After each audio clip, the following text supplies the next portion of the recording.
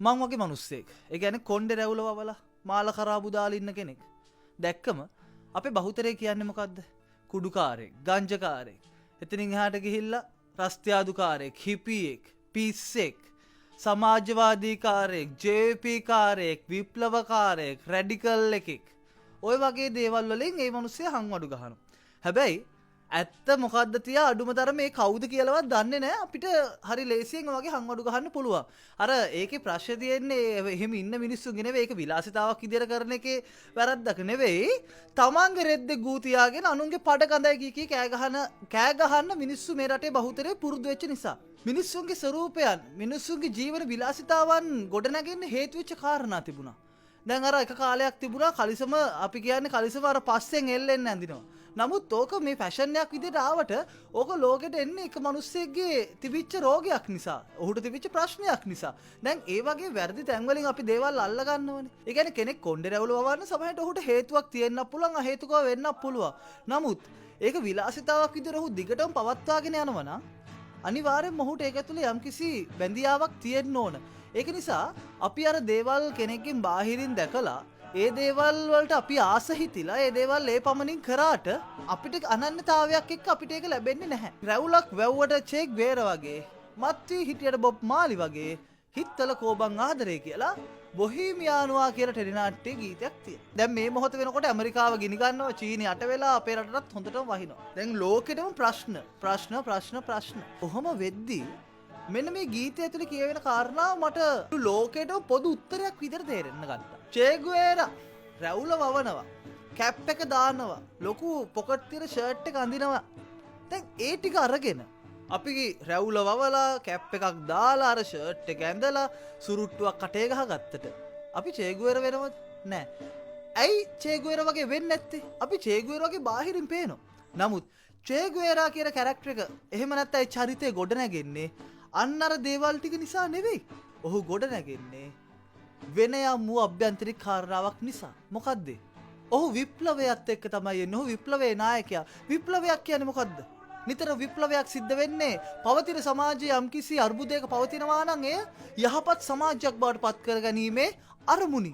Che Guevara කියන character එක හැදෙන්නේ චරිතය ගොඩ නැගෙන්නේ මේ සමාජය ගැන හිතන මිනිස්සෙක් විදියට. මේ සමාජයේ ඉදිරිය ගැන, මේ ලෝකයේ සිටින මිනිස්සයා ගැන හිතන මිනිස්සෙක් විදියට තමයි ඔහු ගොඩ නැගෙන්නේ. චේගුවේරා කියන කෙනා සංකේතවත් කරේ ඔහු ඇතුලේ තිබිච්ච අරමුණ, පරම පිවිතුරු අරමුණ.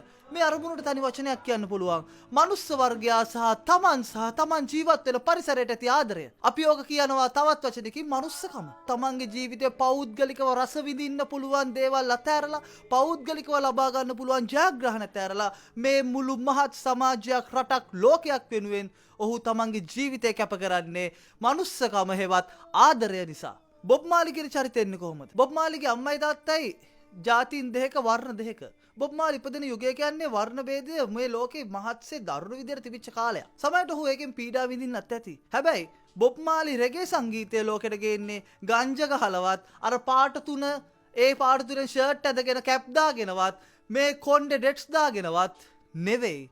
බොබ් මාලි රෙගේ සංගීතය ගේන්නේ මිනිස්සුන්ට අමතක වෙලා යන, මිනිස්සුන්ට මග ඇරිලා තියෙන ආදරය, මනුස්සකම, සාමය වගේ කාරණා මුල් කරගෙන. බොබ් මාලිගේ විදිහට කොණ්ඩේ මෙන්න මේ විදිහට කොණ්ඩේ හැදුවත්, බොබ් මාලි ගංජා ගහපු නිසා ගංජා ගැහුවත්, බොබ් මාලිගේ පාට තුනෙන් තමන්ගේ වාහනේ ට්‍රීවිල් එක ඇඳුම් පැළඳුම් යට ඇඳුම් පවා හදාගෙන ඒවා පාවිච්චි කරත් කවදාවත් අපිට බොබ් මාලි වගේ වෙන්න බෑ.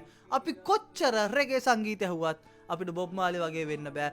අපිට හිතන්න බැරි නම් මිනිස්සෙක් විදියට, අපිට මේ රට ලෝකය දිහා දකින්න බැරි නම් මනුස්සකමෙන් අපි ගාව අපිටවත් නැත්තම් ආදරයක් අපිට කවදාවත් ඒක කරන්න බෑ. මේ ලෝකේ හොඳම තැනකට ගේන්න, මේ ලෝකේ සාදු යහපත් තැනකට ගේන්න නම් එකම දෙයයි ඕන ආදරේ හේවත් මනුස්සකම.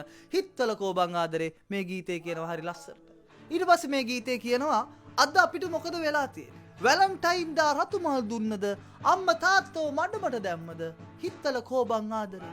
දියව් කියලා අපි සටන් කරනවා, ඇපල් ෆෝන් එකෙන් අපි සෙල්ෆි ගහනවා. අද වෙනකොට අපි පරිභෝජනවාදී සමාජ ක්‍රමයක් ඇතුලේ මිනිස්සයාව පාවා දෙන යුගයක්, කොටින්ම තමන්ම පාවා දෙන යුගයකට ඇවිල්ලි ඉවරයි. ඒ ගාන තත්ත්වයන් හදලා ඉවරයි. අපිට ආදරය කරන කෙනා වෙනුවෙන් අපි මැරීගෙන ඉන්නවා. මැරීගෙන ආදරය කරනවා. ඒ ආදරය වෙනුවෙන් ඒ රාගය වෙනුවෙන්. හැබැයි අම්මා තාත්තා මරනවා, අම්මා තාත්තා බල්ලෝ වගේ පාට හැදලා දානවා. එහෙම දේවල් කොච්චර තියෙද? තමන්ගේ පෙම්වතියට තෑග්ගක් කරන් දෙන්න අම්මා සල්ලි දුන්නේ නැති නිසා අම්මා ඝාතනය කරපු සිද්ධි මේ රටේ තියෙනවා. අද වෙනකොට අම්මයි තාත්තයි සහෝදරියෙකුට වෙලා සහෝදරයා පවා මරණ ගානට ඇවිල්ලා තියෙනවා. අන්න ඒක තමයි අපි කරලා තියෙන ග්‍රහලෝකීය ශාපයේ විදිහට මම දකින්නේ. මේක ග්‍රහලෝකිත ශාපයක්. අපිට ආදරය තමයි මිරිගුවක් බවට පත් වෙලා තියෙන්නේ. බැලුවත් iPhones තිබුණද නූතන ශරීර බ්‍රෑන්ඩඩ් ඇන්දට. බලන තැන තාක්ෂණය. අපි එකම විශ්ව ගම්මානයක් බවට පත් වෙලා ඉවරයි. පුදුම තාක්ෂණයක් අපිට ඇවිල්ලා ඉවරයි. හැමදේම තියෙනවා. කොටින් මැද වෙනකොට ආදර සම්බන්ධතාවයක් කියන්නේ ෆෝන් එකේ SMS එකකටත් වඩා සැහැල්ලු දෙයක් බවට පත් වෙලා ඉවරයි. ඔව් ඒක තමයි අපේ අනාගතය. අපිට මූණ දෙන්න වෙන සමාජය කියලා අපි කිව්වට ඒක ඇත්තක් වුණාට මතක තියාගන්න මේ සමාජ ක්‍රමය ඇතුලේ මනුස්සකම් ආදරේ නැත්තම් ඒක ඇතුලේ අපේ විනාශය තමයි අපි දෝත බදලා අපිට ලං කරගන්නේ. අපි කොච්චර බ්‍රෑන්ඩඩ් දේවන්දට මොන තරම් දේවල් හොඳම දේවල් කියලා තියෙන දේවල් අපි පාවිච්චි කරාට අපි හොඳම සහ අපි හරිම වෙන්නේ නම් අපි ගාව ආදරේ අපිටත් අපෙන් මේ අපේ අවට තියෙන සමාජයටත් හැම මේ ලෝකේ තියෙන හැම දෙයකටමත් ඉතිරිලා යන්න තිබුණොත් මේක තමයි අර කියන්නේ නිකන් දෙන්න පුළුවන් වටිනම දේ හිනාව. ඒකත් අව්‍යාජ හිනාවක් දෙන්න පුළුවන් නම් තමයි හොඳ. නමුත් අද බොහෝ දෙනාගේ හිනා වාසියට සහ ව්‍යාජයි. ඒක නිසා අර හිනාවවත් අවංක නැතිකොට අපි තව මොන දේවල් ලබා ගත්තත් අපිට කෝ හෙටක් කන්නාඩි ඉස්සරහට ගිය වෙලාවක හොඳට අහලා බලන්න තමන්ගේ හිතින්ම හිතේ ආදරේ තියද කියලා. හිත කියයි එතකොටම ඔයා ආදරණීය මිනිස්සෙක්ද නැද්ද කියලා. එතනින් එහාට තීරණය කරන්න. තමන් වැඩිපුරම හම්බ කරගන්න ඕන සල්ලිද ආදරය හෙවත් මනුස්සකමද කියලා. හැමෝටම ජය වේවා. මම බොලා.